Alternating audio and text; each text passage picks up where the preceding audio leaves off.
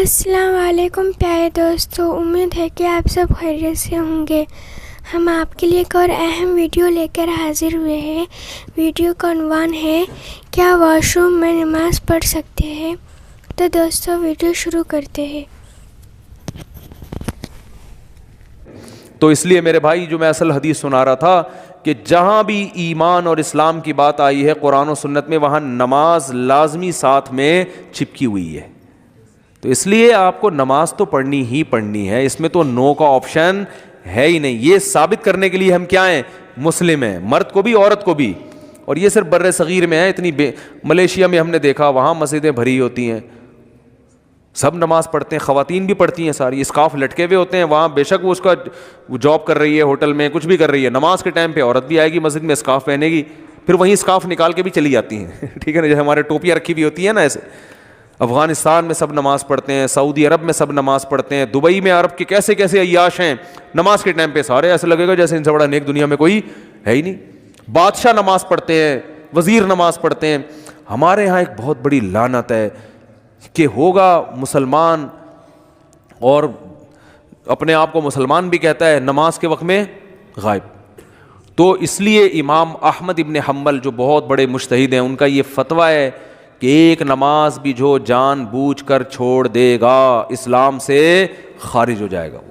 اگرچہ جمہور کا یہ فتویٰ ہے کہ خارج نہیں ہوتا، کفر کے قریب ہو جاتا ہے وہ، لیکن امام احمد بن حنبل کی کوئی کم حیثیت تو نہیں ہے نا۔ سعودی عرب میں انہی کو فالو کیا جاتا ہے۔ شیخ بن باز، شیخ صالح العثیمین سعودیہ کے مفتی اعظم رہے ہیں، ان کا فتویٰ اب تک چلا یہی آ رہا ہے کہ ایک آدمی اگر فجر کی نماز کے لیے الارم نہیں لگاتا، اس نے صبح 8 بجے آفس جانا ہے، رات کو سویا صبح 8 بجے کا الارم لگا کے، تو یعنی اس نے پکا ارادہ کیا ہوا ہے کہ میں نے فجر میں نہیں اٹھ رہا۔ ایک تو ہوتا ہے نا آنکھ کھلی نہیں، ارادہ تو تھا نہیں کھلی آنکھ، پکا ارادہ کیا ہوا ہے۔ انہوں نے کہا یہ اسی وقت مرتد ہو جائے گا، کیونکہ اس نے پکا ارادہ کر لیا ہے نماز کے قضا کرنے کا، پکا ارادہ وہ یہاں تک ان کا فتویٰ ہے کہ مرتد ہو جائے گا اس کو اگر توبہ نہیں کرتا اور توبہ کا اعلان نہیں کرتا باقاعدہ، تو اس کو مسلمانوں کے قبرستان میں دفن کرنا بھی جائز بولو نہیں ہے، اس کا نکاح بھی ٹوٹ گیا۔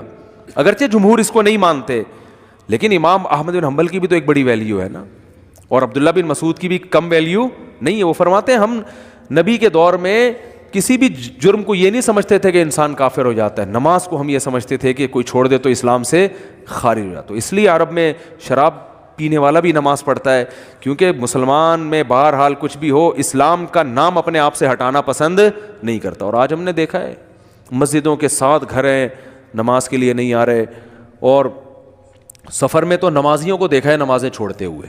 ذرا آج کل پیپر ہے تو جی چھوڑ دو نماز، بھائی پیپر میں نماز چھوڑنا کہاں سے جائز ہو گیا؟ جاب میں باس کی طرف سے اجازت نہیں ہے، اجازت نہیں ہے آپ چھپ کے نماز پڑھیں، آپ کہیں کرسیوں کے پیچھے چھپ جائیں، کہیں بھی کریں۔ میں تو یہاں تک میں نے لوگوں کو مشورہ دیا، بعض جو غیر مسلم کنٹریز میں لوگ وہ کر رہے ہیں نا، جاب کر رہے ہیں باس کی طرف سے بعض جگہوں میں، ورنہ وہاں پرمیشن ہوتی ہے، اجازت نہیں ہے، تو میں ان سے کہتا ہوں بھائی کہیں بھی چھپ کے چلے جاؤ، کچھ بھی کرو، اگر نہیں پرمیشن ملتی چھپ کے بھی نہیں پڑھ سکتے تو جاب چھوڑ دو، بس جاب کیا کرو چھوڑ دو، جاب نہیں، پھر جاب جائز نہیں آپ کے لیے، فرض نماز تو پڑھنی پڑے گی، آپ جاب ہی نہیں کر سکتے، آپ کہیں بھی جاؤ۔ کہتے ہیں کہاں جا کے؟ میں بھائی واش روم میں پڑھ لو، واش روم میں پڑھ لو۔ واش روم کا مطلب یہ نہیں کہ وہ فلش کے اوپر، وہ تو جگہ کا پاک ہونا ضروری ہے نا، انتہائی آخری درجہ یہ ہے کوئی مصلی رکھو اپنے ساتھ تاکہ جگہ پاک ہو۔